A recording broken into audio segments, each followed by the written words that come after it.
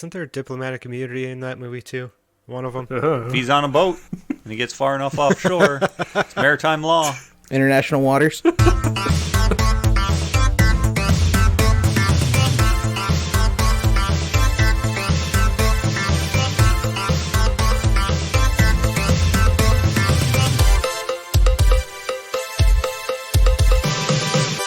Hey, I'm Joe. I'm Ken. I'm Andrew. And I'm Dan. We're the Rewinders podcast, rewinding movies to see if they hold up. And this time, we went to Queens to sow our royal oats with Coming to America. It sounds like a porno movie, but it's not. Well, when you put those two sentences together, it's It's hard to not assume that's what's going on. so yeah. One of the most revered Eddie Murphy movies. We all sat down to take a watch. Is this the one with the most revered? It's up there. Like everybody talks about Coming to America. Coming to America. What about Dr. Dolittle?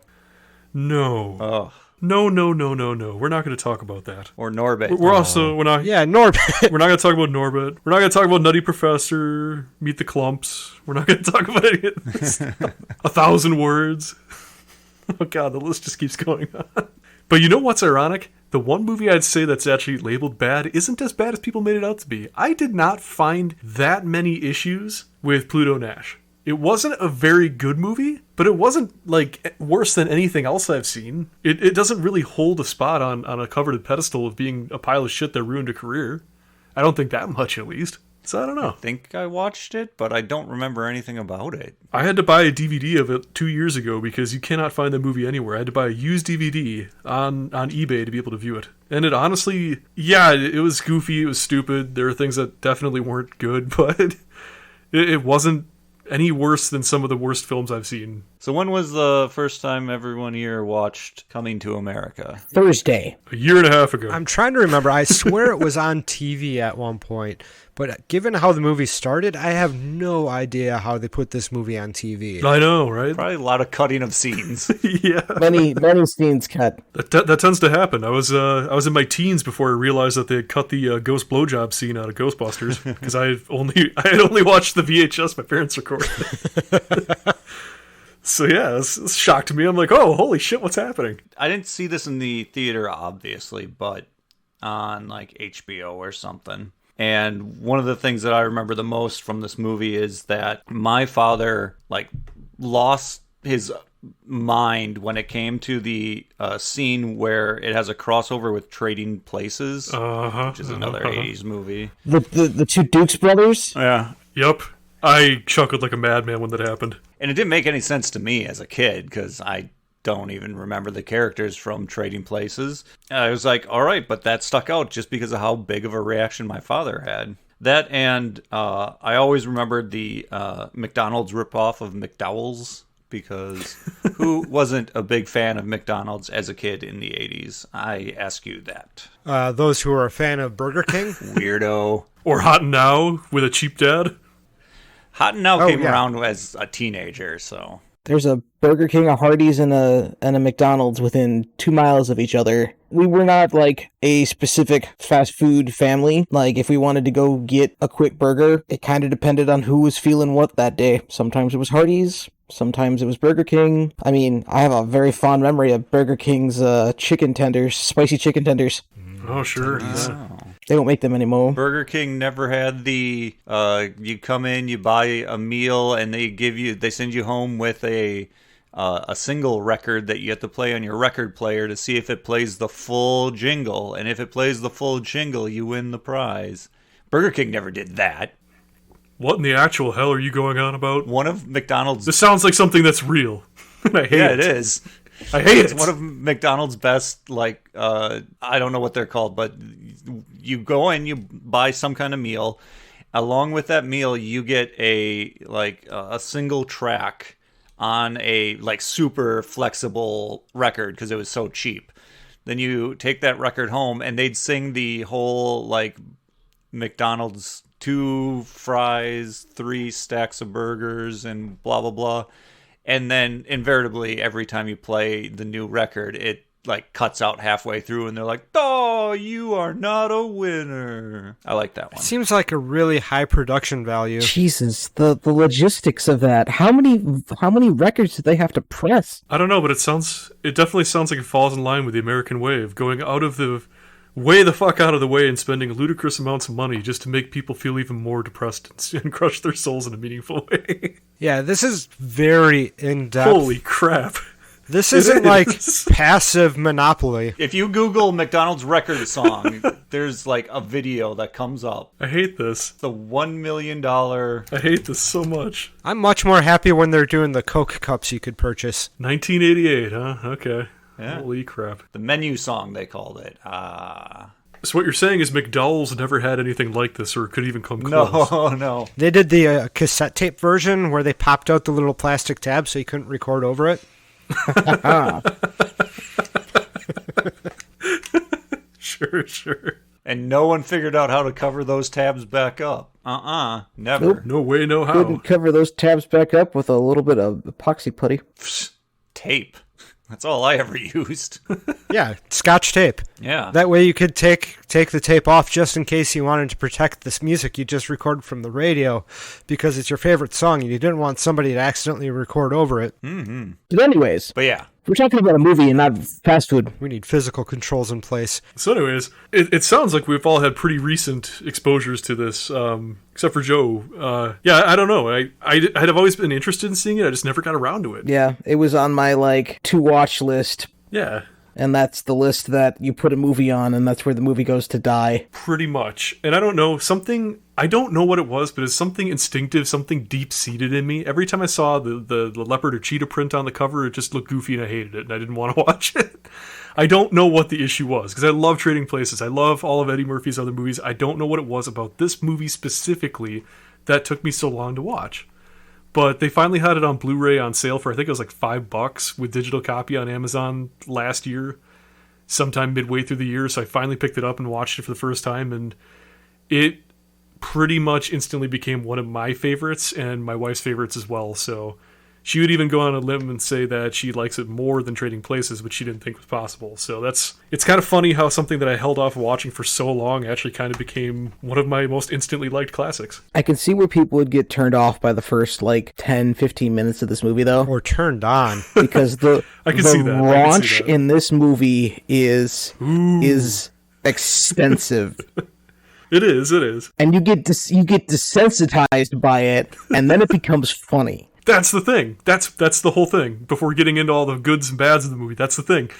They beat it so heavily in the first 5 to 10 minutes that you can't help but start laughing because it's just over the top at that point. Phrasing. You're desensitized to it, and it's ridiculous. Yep. It's absolutely ridiculous. So if you've never seen this movie, basic premise of the movie is a prince is coming to age, needs to get married. He's not exactly down for the arranged marriage, so he decides he's going to leave the country that he will rule one day and find his bride. He spins the globe, and he's like, where am I going to find my queen? And it ends up being Queens, New York. Shenanigans, he starts working at a fast food restaurant, McDowell's, and falls in love with a girl that's in sort of prearranged situation with a Soul Glow guy, and then it all works out in the end. There's some drama. There's a lot of boobs. I kind of ran out of steam there. Yeah. Apologize. Start off strong and then it's just whatever. Kind of like how this movie goes. Maybe. Who knows? So Sam Jackson launches the stardom. yeah. Oh Yes. man. Yeah. Yes. So many good actors in this movie. I saw his name in the credits, and Nicole right away was like, "Is that Samuel Jackson?" And I'm like, "That's his name. He's in here somewhere." So it was basically a whole ride waiting for him to show up. I was disappointed because he's so young and he doesn't have his crude wording gimmick down yet. True. So I was expecting some gravitas when he was talking, and he doesn't. But that's okay. He still brings the Samuel L. Jackson presence. Yeah. Oh, for sure. That's undeniable. And that is one thing that's really nice about this film is that there are either now big name actors that had bit roles or even then times sort of big actors that had bit roles or bit. Like, I believe Paula Abdul was the dance choreographer and then also was a dancer in the movie. That makes sense. Cuba Gooding Jr. was getting his haircut. Yep. Louis Anderson was Louis Anderson. Yeah. And supposedly bullied into doing the movie. Really?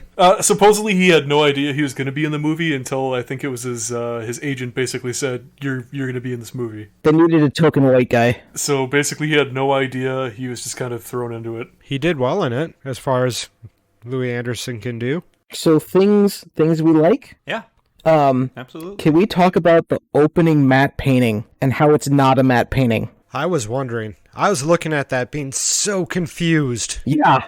They did the whole like flyover of the savannah into the kind of jungle bit, and then you see the big. I'm never going to be able to get the name of this country right. Zamunda.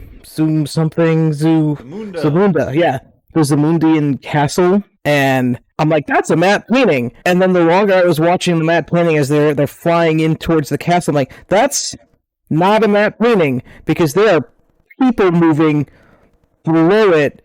What? In the second movie, they do the exact same shot to start off with, and then they pan in on the same building. I was like, wait, was that a real building? Did they just paint it so weird in real life to make it look like that? It's like, this is actually the building? That's crazy. Well, no, the second one, they actually said, whose house was it? It was like a rapper's house or something. Did a rapper make his house to look just like the Coming to America matte painting? Because that would be amazing. Well, for internal shots, I think. Oh, yeah, internal shots, sure. Rick Ross. That makes sense. And he's in the film, too. Yes, he is.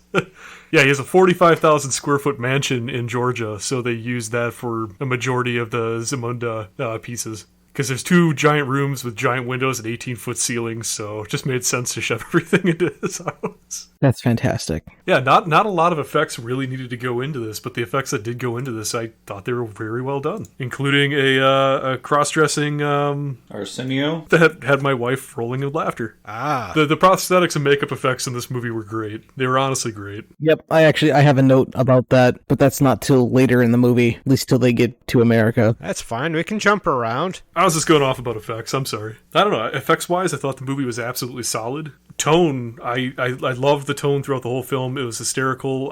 It's hard for me because like I said earlier, this same time frame as Trading Places, so it's like Eddie Murphy in his absolute prime. And I'm so angry that it took me so long to see this movie because I honestly thoroughly enjoyed it. I'm in the same boat. It was something that a friend of mine pointed out to me in high school. I'm like, okay, I'll get around to watching this. And, well, that was 18 years ago. A little more, a little less. And I regret not doing it sooner. You watched it. And I will probably watch it again. Whoa. Don't get ahead of yourself here. Whoa. My God, think of the format. Think of the format. Yeah, I think the biggest issue, hands down, between all of us is that we didn't have Joe pressuring us to watch this film. So I blame Joe, if anything. It was time for you guys. It was time. Are you sure? Yeah. Well, thank you, Joe. I appreciate you letting us watch this. Well, like you needed my permission.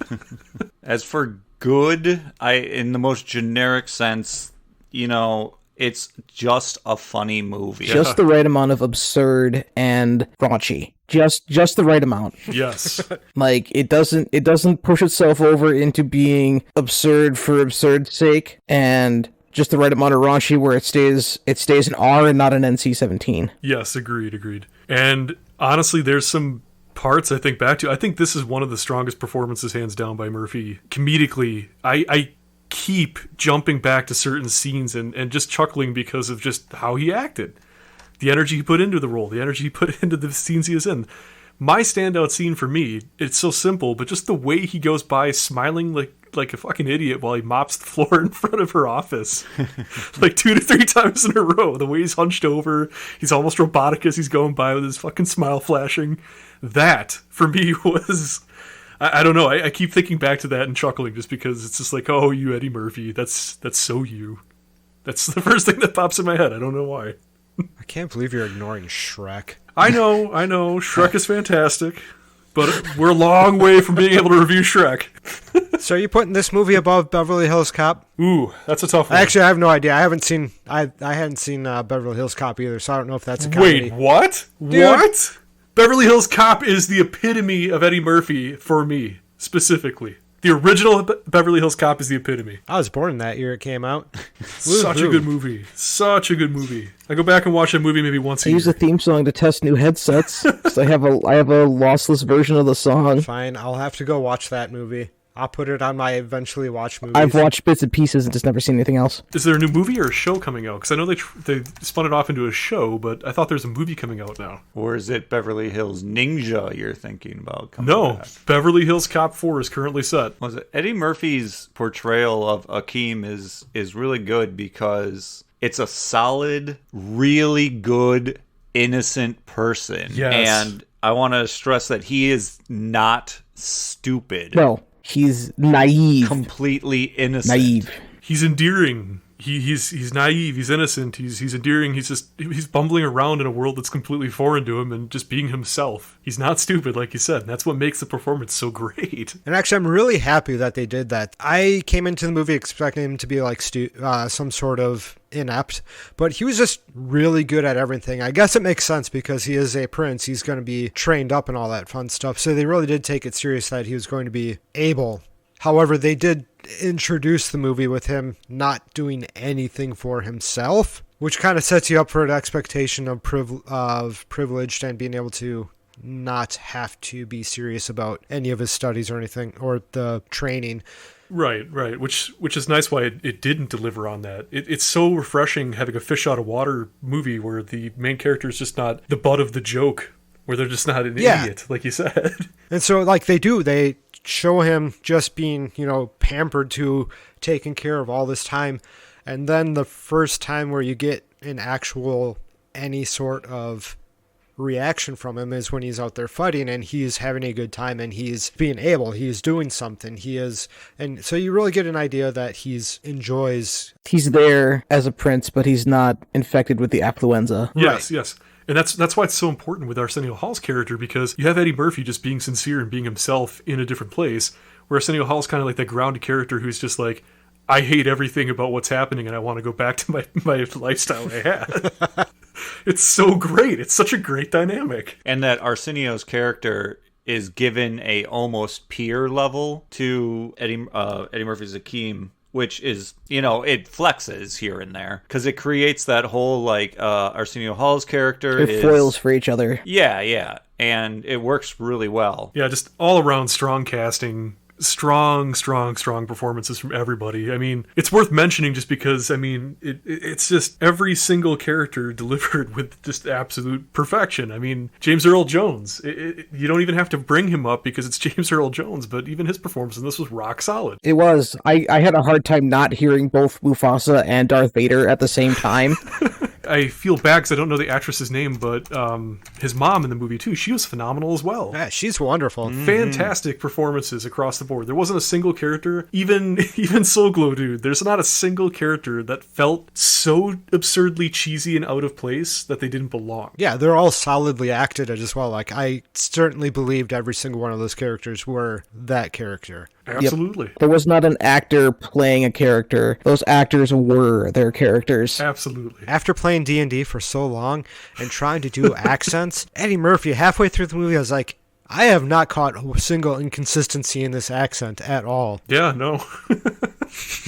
I gotta step up my game if I'm going to be running games seriously. That's another thing that surprised me too, is I wasn't expecting... Okay, so you have Trading Places, which is a completely different beat of movie, obviously, and it doesn't feature any of what would become Eddie Murphy's staples of performing multiple characters and things like that. And right out of the gate, you have so many additional characters played by Arsenio and Eddie, but honestly... I loved Randy Watson. He was gross and ridiculous, and I loved everything about his character, the singer of Sexual Chocolate. And then Saul, I loved Saul. My wife and I got into a mini argument about whiteface, blackface about Saul, though, and I'm not sure where I stand on that. And then Clarence, the owner of the barbershop, is fantastic. But Arsenio, I loved Arsenio as Reverend Brown. That was the most ridiculously disgusting character. I hate the character, but I love the energy he brings to it. That entire It's scene was funny. Like there's so many future Eddie Murphy movies where he plays additional characters that I roll when I see them. This movie wasn't that way, and it was really, really refreshing. I didn't catch that the Jewish man, the stereotypical Jewish man in the barber shop was Murphy until I was watching the end credits, and I'm like, wait, what? Oh, They what? put Eddie Murphy in whiteface? I mean, if there's going to be somebody you can do it with, I guess it's Eddie Murphy. It's tough, I get it, but the key difference, and what I try to tell my wife is that there is a massive difference between whiteface, blackface. Whiteface isn't historically known to degrade anybody. It isn't historically known that people were dressing up in whiteface specifically to mock a race, because white isn't a race. But However, he was dressed up as a Jewish man. he was dressed up as a Jewish man, so yes, you can say that. But blackface was historically rooted in racism to the point where they over-exemplified the details that they were trying to exaggerate just to make fun of and poke fun of that culture and that race. And that's the difference in opinion on it. Yeah, that's a huge difference. Yeah, so like right away she was shocked. She was like, "Whoa, what?" And I'm like, "It's not a big deal. It's okay." Because here's the difference. But I don't know, she's still on the fence with that, but I can understand it, I guess. But yeah, just damn good strong performances from everybody, including the characters that they weren't even, billed as. It's ridiculous. It's ridiculous how good the acting in this film is. Oh, for sure. I like that the characters we don't exactly care for end up together in the end. Yeah. Wait, which characters didn't we care for? Meaning the sister and the Soul Glow guy. Yep. Yeah, they deserved each other. They were right for each other, I guess would be the proper way of saying that. They both want somebody who enjoys his riches. And greasy hair. And greasy hair. Greasy hair. So greasy. I love that shot when they're getting up off the couch. That makes me so happy. I was half expecting that singer at the rally to show up at the wedding. Oh, Randy Watson? Yeah. Yeah. Maybe you did. I don't know. I'm bad with faces. So they reused that kind of like the greasy hair on the couch gag. They reused that later in Frasier. Except it was Frasier's father put in hair dye, much like America's mayor, Rudy Giuliani, did. And it was too hot, so it started leaking all over the place, and he leaked on the couch. Great. Oh, God. Which made me chuckle, because I was like, it's two different things, but it's also the same thing. And I was like, did they kind of use that? I bet this came first. But I'm sure it was probably a gag used before 1988 as well. Oh, sure. Oh, for I'm sure. sure it wasn't just a gag. I'm sure it existed in real life, and that's why they put it in the movie. Yeah. You can't have greasy hair and all that extra shit they're putting in there without leaving stuff all over the place. Or maybe you can. I don't know. Leave the plastic on your couch. That's all I'm trying to say. There we go. I got there. And getting there is half the adventure. I like that it's, I want to, I wrote down majority black actor movie, but it's all black actor except for Louis Anderson, who was Token white dude. Yeah. the studio said you have to have at least one white actor in the movie. Yep.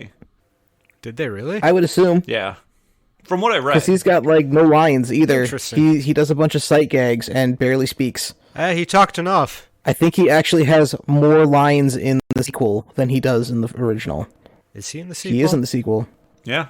I thought he was dead. Oh, I feel bad about that. He was also in the big, sexy Bolton Valentine's Day special on Netflix. Office Space? He was- Michael he- Bolton? What? No, the actual Michael Bolton. Oh, Anyway. that's right. There's a real guy named Michael Bolton. Yeah, anyway. So what I don't understand is, was this movie a popular movie? Did it make money when it came out? Oh, that's Well, a fair I've got question. it up right here. So it looks like, It made 21 million opening weekend. yeah. It was the highest earning film that year for the studio and third highest grossing film in the United States box office of the year as well. So it was big, but reception-wise, I'm just trying to look into reviews, and it looks like it was honestly middling. It grossed $128 million and it cost $36 million, so it did fine. I don't understand why this good of a movie. It's right here. It's the energy, which is ironic because I thought that this movie was just fine. Yeah, it's not Eddie talking 1,000 words a minute, his normal usual self, which is obviously what he's known for, but it's still a strong ass performance from him. But I guess a majority of the negative reviews are it's a more tame Eddie Murphy. It's more like toned down Eddie Murphy. I don't know if I agree with that because ironically, that's how I feel about Coming to America 2. I feel like the energy is gone. I feel like it's a fine movie. It's just, the energy's gone from everybody. It's like everybody's just dully walking through. But anyway, we'll get to that. So my confusion is, even though this movie is basically all black actors, and I mean the director is not black. John Landis. Yeah. Same director of Trading Places and the movie that killed several people and lost him his career. So I, as a person, don't understand why this did not demonstrate that a movie with a whole black cast is viable and doable. And we did not get the same kind of movie again till, I don't know, early 2000s. I think the only speculation I could go off of is this is America we're talking about. Yeah. This is the 1980s, and this is systemic racism. So Yep. There's a lot of contributing factors. That's kind of what I'm getting at, is this is obviously a successful movie, obviously. And yet, no one went out of the way to try and do the same kind of thing again. Yeah. It makes no sense to me. If you make that much money off of something, and I say that knowing Hollywood is all about money and not about, we're making magic, we're trying new things, bullshit. Hollywood's all about dollars. Oh, yeah. Yeah. I don't understand how they could let racism not go again at something like this. It's a letdown to me, is what it is. That this should have been a show of success for a full movie with a complete black cast in the United States. I completely share that sentiment. It actually really pisses me off to know that the movie did so middling considering how fucking good it is. It is such a good movie. Apparently the movie was part of a lawsuit? I did not know that. Wow, you guys are digging up all sorts of Well, things. when you have the Wikipedia page open for it, and you're looking at all the stuff. They claim that the film's idea was stolen from a 1982 script treatment about a rich African potentate who comes to America for a state visit. Well, that's rather generic. Well, they say that Paramount had optioned the treatment to John Landis and Eddie Murphy, but after 2 years of development hell, Paramount abandoned the project. And then Paramount began working on Coming to America based on a story by Eddie Murphy. So the original writer, Buchwald, won the breachment contract, and basically the court ordered monetary damages in his favor because essentially he wrote a treatment, Landis and Murphy turned it down, and then made a movie kind of the same. So I could see that. I could see that. Yeah, I guess so, yeah. I mean, that's kind of the gig, too. Why pay someone else when you can just tweak someone else's work and take all the money? Oh, you mean like Principal Skinner, Billy and the Clonosaurus? His wonderful idea about a genetically, or a genetics theme park in which they bring dinosaurs back from the dead? Billy and the Clonosaurus. It was so sincere. He literally had no idea that Jurassic Park was a movie when he said that. And I just remember Apu being very angry with him. Well, is there anything bad or not great that you can think of in this movie? I had a hard time. Like, the only thing that I could say was a negative was that opening matte painting. Sure. Now, is this matte painting on the same level as the matte painting in the beginning of Short Circuit that annoyed all of us? This is a masterpiece in comparison. In comparison to generic thunderstorm rolling in on a bright sunny day? Uh-huh. Like, just... Yep. Fine. With other movies, like, I'll get bored and start doing other things while I'm watching this. I sat down to start watching this at 11 o'clock at night, and I went to bed at... Actually, it's probably more around midnight, actually. Went to bed at 2, and it had my... Attention? Yes, my attention. It held my attention for the entirety of the movie. I didn't feel the need to pick up my phone and start doom scrolling on the internet, or really anything else that will happen when I'm watching a movie that is boring, or is not entertaining. Yeah, I'll second that. I usually do the same, but this movie really, I paid attention. I thoroughly enjoyed it. At 1 hour and 57 minutes, this is one of the longer movies we've watched in a while. Yeah, and I think it might have been one of the first movies where we haven't really said that it lagged in the middle or something like that. Like, it really did do a good job of continuing the plot, continuing subplots, all that fun stuff, and building on characters, making good jokes, keeping the tempo there. It did a really good job of pacing, and it didn't feel like an hour and 57 minutes. No, for sure. You get to the end, and you never once felt like it stretched on at any point. It was a fantastic movie. You get to the end and you want more. Like, I kind of wanted the movie to go longer. I kind of did too, because it was so much fun. I was good with where it ended. I mean, yeah, it was satisfying. Great, they wrapped it up. Perfect. But this is one of those great movies where you want more, so you watch it again. That's the sign of a movie that I thoroughly enjoy, is knowing that it wrapped up without anything necessarily missing. Just you want more, so you want to get to know the characters more and the scenes more, so you just watch it again just to really get that fill. Yep. I don't always feel that way. I loved this movie. Loved it. It was a little weird to me at the end when the lady's walking down the aisle, and he pulls back the veil, and he's like, "Oh, look, it's you." It's like, that's... I guess it goes with the absurdity.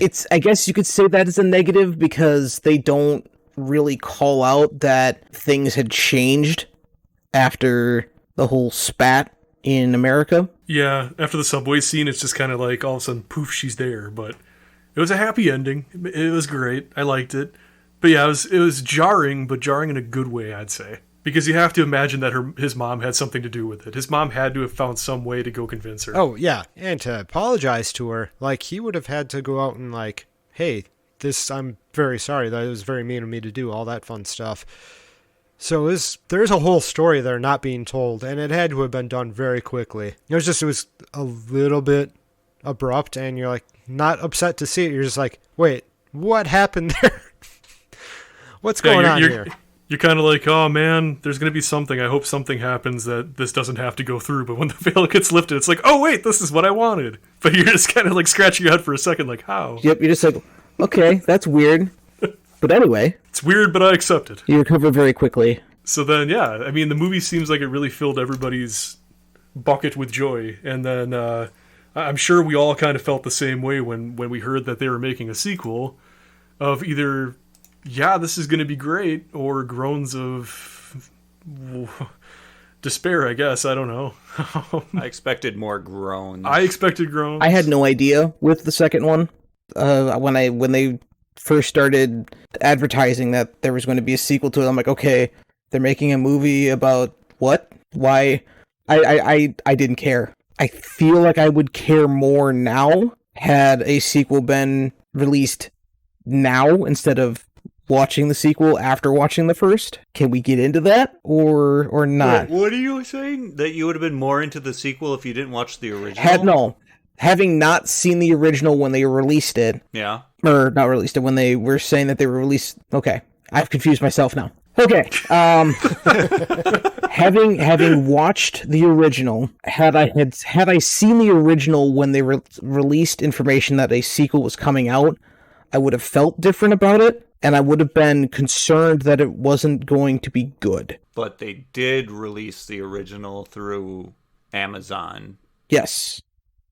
And that's what I want to talk about is the sequel. It was good? No. I would have my feelings when they originally released when they released information on the sequel was I could care less. Uh-huh. See, I was like half excited, half not. What really killed it for me and what really kind of, I shouldn't have done, but it really tapered my expectations, it was everything that I had heard about it once it released or coming up to right as it released was talking about it being this tour de force return for Eddie Murphy back in his prime, how everybody expected to come into this tired retread, and it actually turned out to be an incredible experience, and how it was an amazing movie. And I knew every time I hear that kind of verbiage that, oh no, this might not be good. But yeah, I don't know. That kind of stunted things for me going into the movie because I was on edge the whole time. But We can get into the second one if everybody's seen it. I saw up to the point where he went to go find his child. Sure, and I think that was my wife's biggest concern when the movie was kicking off. Is great. This is going to be a retread of the original, isn't? Now it's going to be she goes off and blah blah blah, and then it didn't turn out to be that. So that was really refreshing. Let's say going into the movie, I was actually really curious as to what would make him go back to America. Yeah. To what extent is he gonna go try to find another wife? Like, did his wife die or something like that? And only good women are in America or some shit like that. That's fucked. But nope. Turns out going to look for a son because apparently sons. Spoilers to people who might want to watch this movie, or maybe not. Maybe you actually want to know something about the movie before you go watch it. I did not know anything. I didn't even do any of the research that you did, so the only thing I had to predicate this on was the fact that it was dropping on Amazon Prime, and that really, really, really reduces my what I expect from a movie. Likewise. So, yeah. Likewise. Yeah. Amazon's become the king of necromancy for sequels that nobody asked for.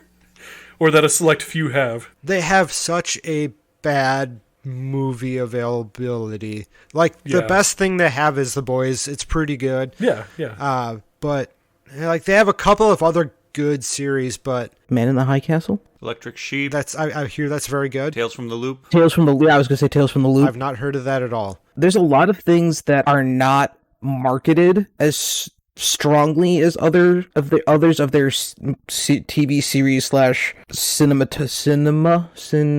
There's like the Amazon cinema. Yeah. But I get where you're coming from. And I forget where I was starting with that, because there was a point I kind of diverged there. You're talking about how it didn't feel like a retread right off the bat. Oh, no, I did not. I was going to say that it felt exactly like a retread, whereas you start off the movie with the exact same shot going into the castle. Mm-hmm. Then you have a little bit of section where I still have Mighty Good King stuck in my head. And then he goes to America. He stops at the barbershop where they retread that. So there's a lot of similar steps. Oh, sure. At the start of the movie where it there's a lot of shoehorning of original things in. It's clearly playing to the original fans, being like, hey, look, remember this? This is great.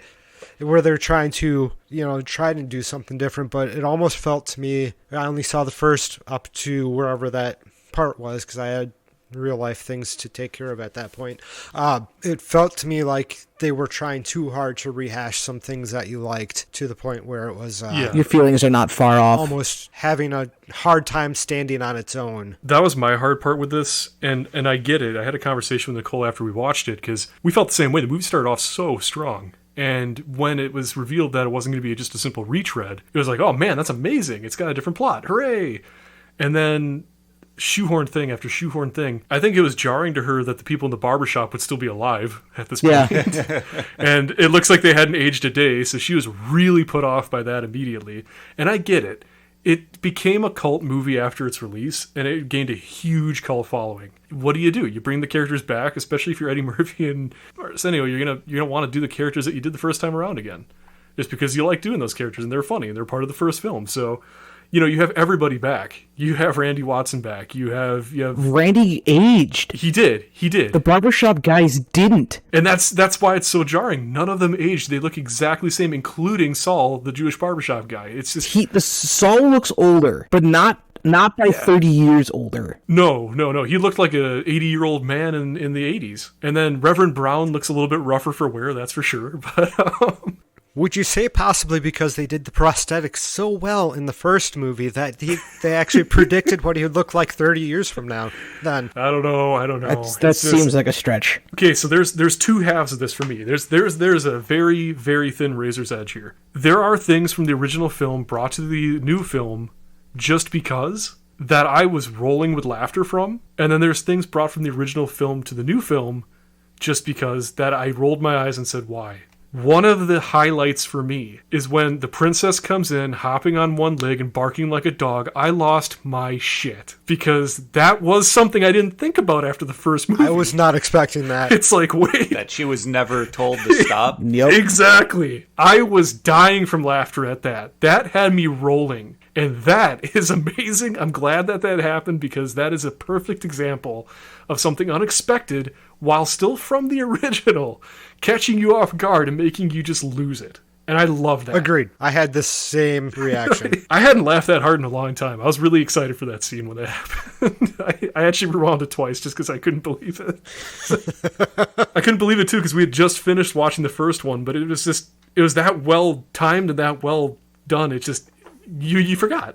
You forgot. It's like, oh yeah, there she is. But I don't know. It's almost every character makes it back in except for Soul Glow dude, and then the Queen because she passed away. The Queen because she passed away. Yeah. But, I mean, even having Louis Anderson come to Africa to run the McDonald's in Africa, and, you know, everybody else was in the movie. Oh, no, wait. And Samuel L. Jackson wasn't in it because it wouldn't make sense for him to be in it, but he was also busy filming something else at the time. So, I don't know. I liked the movie. I can't say that I was on board with the retconning of Prince Akeem's character. It felt dirty and it felt cheap, just kind of retconning in like, oh yeah, this thing actually happened here at this point in the first movie. We just didn't film it. It totally wasn't filmed. It wasn't filmed. Yeah, it just made it feel cheap, and then it also made his relationship with Lisa. Lisa. Thank you. It made the relationship with Lisa feel cheapened as well too, because it's like he went to go find somebody perfect for him, and actually went through all this stuff in the first film to get Lisa.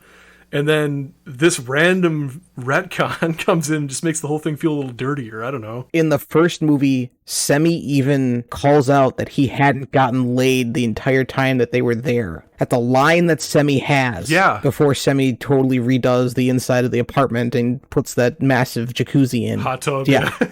Which is a feat of engineering in itself. Right? Held together by PVC pipes, he managed to get 800 pounds of water plus tile inside there.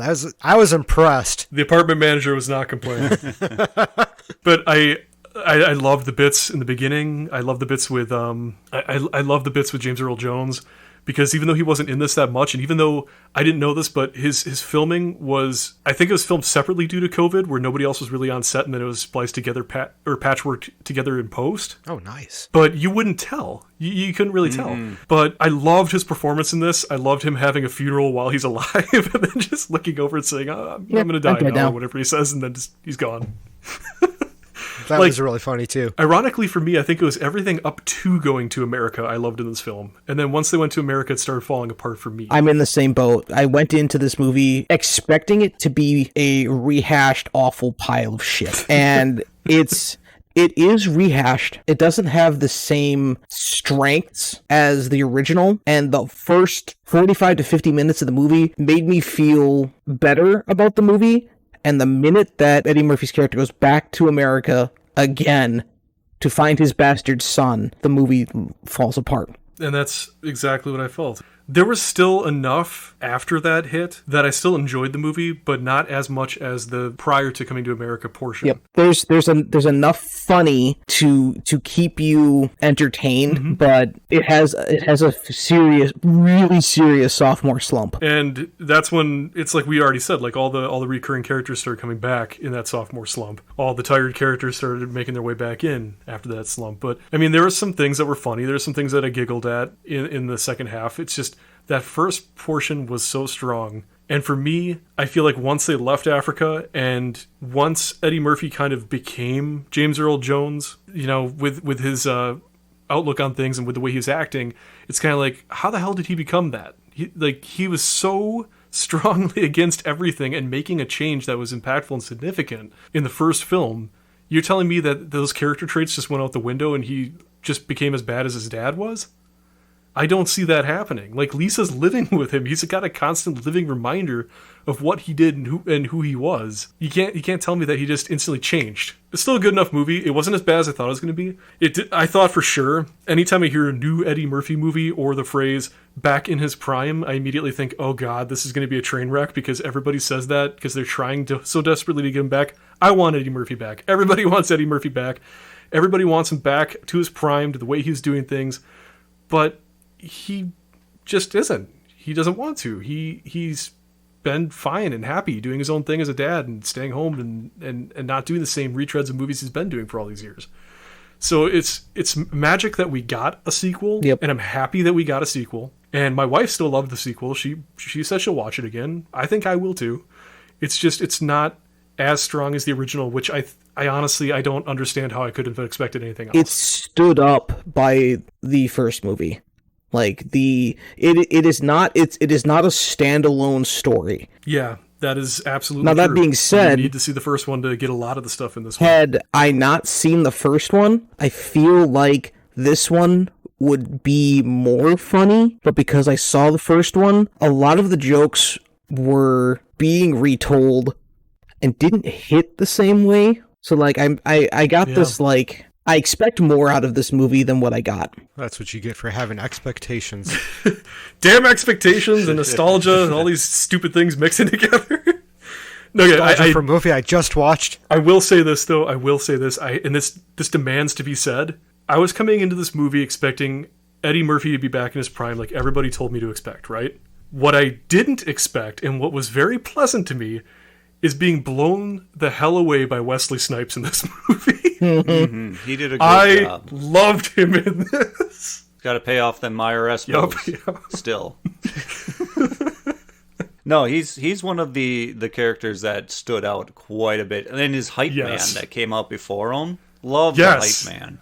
The hype man's hysterical as well. Yeah, like very strong performances in this, just not across the board like in the original. Correct. And they're from Nextdoria. Nextdoria. Love it. I love that name. I love it so much. Because does it matter? No. It's just the neighboring country. Whatever. But yeah, like you guys were saying, there's enough funny to make the movie. Yeah, this is all right. Does it make it jump off the page and be like, yeah, we really needed this? No, but it feels a lot like a bunch of people getting together to have fun to make a movie. Kind of the equivalent of them redoing Adam Sandler and his friends. Oh yeah. Oh, sure. Jackass. No, not Jackass. This is going to bother the hell out of me. What are the name of those movies? I haven't seen them, but I know them because they have... No, not that. Grown-Ups? Grown-Ups, yes. Grown-Ups 1 and Grown-Ups 2. That's just like basically a studio saying, hey, here's some money. Sandler, you get your friends together and make a film. Okay, let's just go to a water park and have some fun and have somebody just film us having fun. That's really what it feels like. I haven't seen Grown-Ups, but I know that that's the sentiment that most people say about those movies, so... I feel like it's probably the same as this. It's just, Eddie Murphy and everybody else and Arsenio, just everybody getting together and having a damn good time. I feel like for sure Tracy Morgan ate into a majority of the screen time. I like Tracy Morgan. I didn't care for his character in this film too much. I expected Leslie Jones. I expected her to take up a larger amount of screen time. Same here. And then it turned out to be more Tracy in her way. Yeah. I feel like had she taken up more screen time, it might have been... My outlook on this movie might have been better. But, like, I don't know. I'm not gonna fault Tracy Morgan because they needed somebody to fill the semi position for Lavelle. They needed somebody to fill that position, and they already had Tracy Morgan's character, so instead of hiring another actor, they just had Tracy fill in that spot. I don't know. It was okay. Yeah, the movie, that's the movie. Okay. It was okay. It was okay. It wasn't a letdown, so that's something. It wasn't totally awful. Yeah. CG Bebar wasn't terrible. Yeah, I noticed that. You could tell it's CG, but it wasn't bad enough to make you angry. Right. The best part about CG Babar was they're like, this is Babar. Step aside for him. And I was like, And it looks like he's just walking right through them anyways. Like, it's just... I am kind of sad knowing this now. I just read this quote. I am sad that Samuel L. Jackson didn't make it into this movie because this sounds actually pretty damn funny. Murphy said that had he been able to be available for the cameo, his character would again be featured robbing the McDonald's restaurant, the exact same McDonald's restaurant. So basically just saying that he's been doing that through all these years.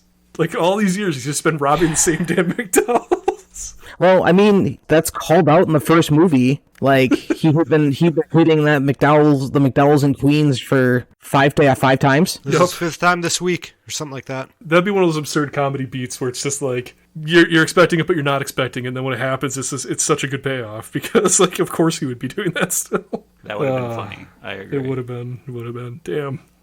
Missed opportunities. John Amos, on the other hand, though, just was the same character from the original movie. Yep, exactly. 30 years older, living in Africa. Yep. Now, 30 years later, ripping off McFlurries. It's good stuff. McFlurbies. Yeah. Flurby. See? Different because See? they put the topping We laugh. on the bottom. Top is the bottom. That's just it. We sit here and we chuckle about the things that happen in the beginning of the movie. Because the beginning of the movie was so full of things that make us chuckle. If we look at the original, has our opinion changed over time on that? Hell no. If anything, it's even a stronger movie than I had thought. I very much like it. I think it still works today, even with the 1980s version of New York. Yep. I think that's the most important piece, because it's the most classic piece, is when he goes out on the balcony and says, "I love you, New York," or whatever, and they just scream, "Fuck you," and he screams, "Fuck you, too." That is so poignant. That was I love that amazing. so much. It still holds true. But yeah, I think the original film stands up. Yeah, for sure. I regret, like I said, not seeing it sooner and not taking the time to see it. Same here. Because had I seen it back when I first thought about it, back in high school, I would have so many more jokes to crack than the old tired jokes that I have. That's why I got to diversify your movie watching experience so you can make more references. Wait a minute. Nah, I have too many already. And I mean, I think the only thing that may rub people the wrong way is having subservient women in kind of sexualized positions. Kinda sexualized? More than kind of? More like definitely sexualized? I mean, if you can get past that part, everything else is much easier to work with because it's not to that level anymore. Yeah. And in the sequel, they just make reference to the idea of that, and the only person who seems to be getting any cleaner is Leslie Jones. Yeah. Yeah, there's a lot less nudity in the second tables, one. Giving the ladies a little something this time around. And it's just that time period. It's the same time Trading Places had nudity as well, too. I mean, that was Jamie Lee Curtis's famous topless scene as well. And it's just that time. That's why it's so distinctly different with Coming to America, too. Would I watch Coming to America again?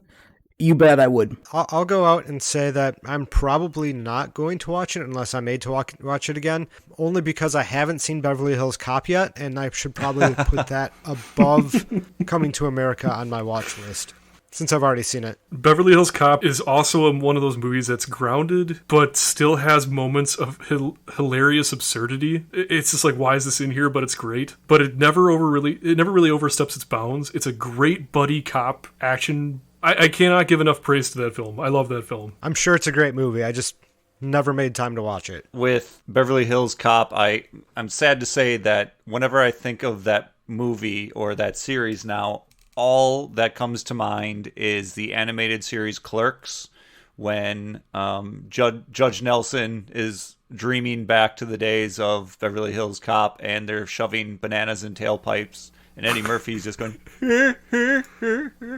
Oh, God. That was Coming to America, rewound and this time rebooted. So please like, rate, review, subscribe, comment, and charge my headset because the batteries are low. And return in 2 weeks when we will unearth some little monsters. Or at least Howie Mandel's career before it became all about TV. So come back in 2 weeks when we rewind again. You should tell people that they should fast forward to when we rewind again. See if they have some mystical powers to get ahead. But I mean, they do if they're trying to catch up. The audio file's gonna end. Like right now when I hit stop? Yeah.